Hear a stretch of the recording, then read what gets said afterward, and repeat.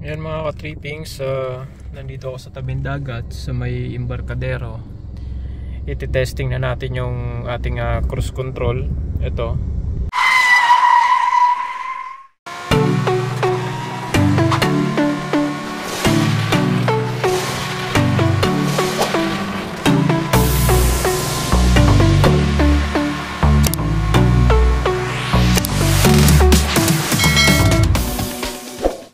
And then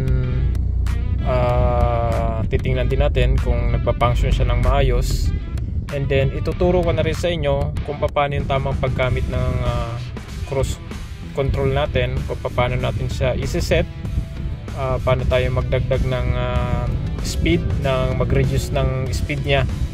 Kasi ito, kapag sinet mo siya sa speed na halimbawa sabihin na natin na 30 kph yung sinet mo, and then nagdagdag ka ng speed niya. Ito makikita nyo dyan, ayan yung rest nya, pupush siya pataas. That means magdadagdag ka ng speed. So kung naka 30 kph ka, magdadagdag siya ng dahan-dahan. Kada press mo pataas, mag-i-increase siya ng mag-i-increase tuwing pinupush mo siya pataas. Ngayon kapag ito naman, yung sa minus naman, ipupush mo siya, push down, ibig sabihin yan, magre-reduce din yung speed niya. Ganun na mangyayari nun. And then kapag sa cancel naman, halimbawa yung naset natin is 35, kung gusto nyo siyang i-cancel, ito yung cancel na yan, may arrow siya. So ibig sabihin, ihilahin mo siya papunta sa'yo, ipupush mo siya papunta sa'yo, then maka-cancel na yun. Ganun na mangyayari. Ngayon para mai-set natin yung ito turn on natin yung ating cruise control. Ipipress nyo lang ito. Ayan, makikita nyo yung logo na yan. Itong may arrow siya na ipupush natin. And kita nyo sa dashboard, wala siya. So pag pinush natin siya, ayan, lalabas yung logo doon, cruise control. That means na ready na siya para gamitin, naka-on na siya. Ayun yung gagawin na natin, na aandar tayo, papakita ko sa inyo. And then nandito tayo sa sa Embarcadero, medyo maraming sasakyan. So magse-set lang tayo ng mababa lang. Let's say 20 kph lang yung natin isi-set. Ipipress natin siya down para mag-set siya. So kailangan, yan nakikita nyo yung logo na yan. Sa baba niyan, yung green na yan, yung cruise control logo, may lalabas dapat dyan na set. Kapag lumabas na yung set dyan, so ibig sabihin nakaprogram na yung accelerator nyo, yung gas nyo, automatic na siya, natatakbo yung sasakyan natin in 20 kph. Maintain na yon kasi nakaset tayo doon. Tapos yun yung sinasabi ko, kung magdadagdag kayo, push nyo siya pataas, pag magbabawas, push down pababa. Yun, ganun na mangyayari nun. Ngayon, tingnan na natin kung gagana siya.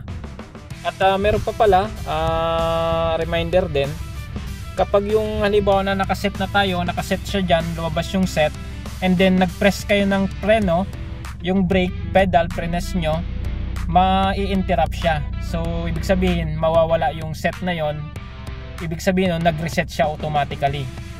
Ngayon para maibalik mo siya, ganun ulit, ipupush mo siya down para mag-set yung speed na gusto mo. At kapag nag-press ka rin ng pedal, ay ng gas, tapos nakaset siya, may interrupt din siya. Ganun na mangyayari. Kaya kapag nakaset ka, tuloy-tuloy na yon, hindi mo na kailangan mag-press ng gas. At yung brake naman, gagamitin mo lang siya kapag yung babagal ka or titigil ka. Ganun na mangyayari. Let's go, gawin na natin. Ayan, naka-off muna natin yung ating cruise control. Ayan, off. And then, magdadrive na tayo. Ayan, neutral, handbrake, baba, drive. Okay, ayan, wala siyang nakalabas na kahit na clear yung ating dashboard. Okay, then, ayan, andar na tayo. Tingnan nyo sa kph nyan, magdadagdag siya. Ayan. Ayan, dadagdag na siya. Ayan, naka 20 na siya. Ngayon, isi-set ko yung 20. I-on muna natin yung cruise control. Pindutin ko. Lumabas na yung logo. And then, ipipress ko down. Mabagal. So So dagdagan natin, hindi pwede sa 20. Oh, may motor. Ayan, naka 30 na siya. I-set na natin. Ayaw niya pa rin mag-set. Ayaw niya pa din mag-set. Ayaw pa rin.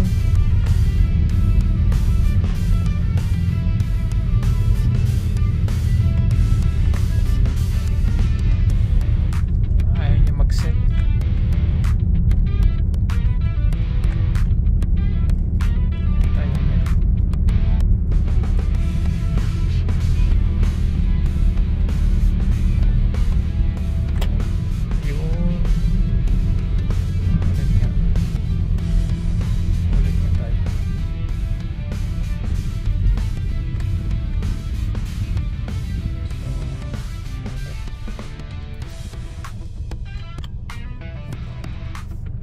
Ayan, bante na tayo. Yan, i-on natin yung cruise control. I-press natin yung logo, lumabas na. And then naka 30 na siya. So isi-set na natin siya, ipupush natin siya down. Ayun niya. Ayun talaga.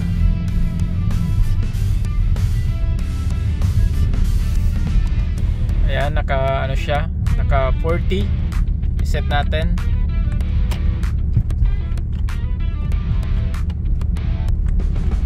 Ayan.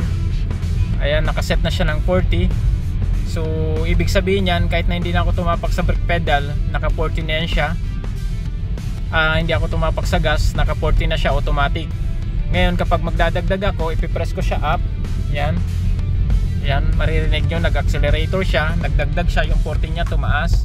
And then paakyat tayo, paakyat, then magdagdag tayo ulit, i-push natin pataas. Ayan. Ayan, nagdagdag siya ulit, nag-accelerate siya ulit, yung speed natin dumagdag ulit. Ayan. Bali naka-maintain na siya ng 40 something, 45. And then i-press down natin, press down. Ayan, bumaba din siya. Pababa tayo, hintayin natin makarating sa pantay. And then subukan natin na i-press down. Tingnan natin kung magre-reduce din yung ating speed. Ayan, tuloy-tuloy pa rin tayo. Ayan, nakaset pa rin siya sa 40 something. Press down. Ayan. Yun, nagbaba din siya ng ano niya, ng gas. Bumaba din yung ano natin, takbo natin. Ayan. Babaan pa natin, press down. Ayan. Bumaba din yung speed natin. So naka-maintain lang siya ng ganyan. Ayan. Ayun, kapag napansin nyo, nawala yung ano niya, yung set. So ibig sabihin nun, na-interrupt siya. So kailangan, kung iseset mo siya ulit, kailangan yung iset yung ano nyo, takbo nyo. Kung halimbawa, let's say 30, 40, 50, and then ipipress nyo ulit yung set para maka-program ulit yung cruise control nyo doon sa speed na gusto ninyo. Okay, bali ito, iikot tayo, babalik tayo doon para masubukan natin ulit. Okay, ikot muna ako.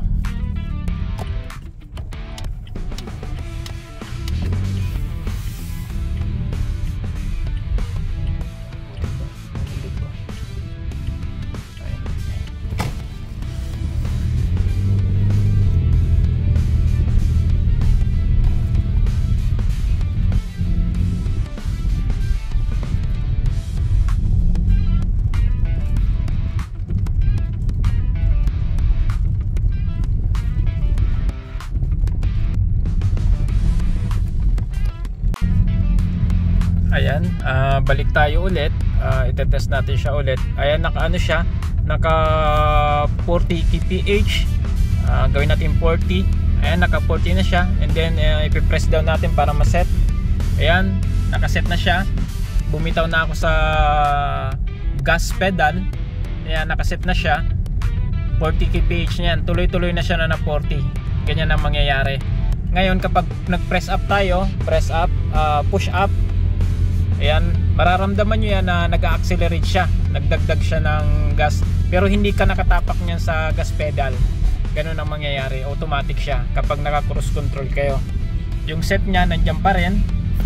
Ayan, nagko-control ng cruise control yung gas pedal natin, yung pagbibigay niya ng gas. Ganun yung nagwo-work yung cruise control.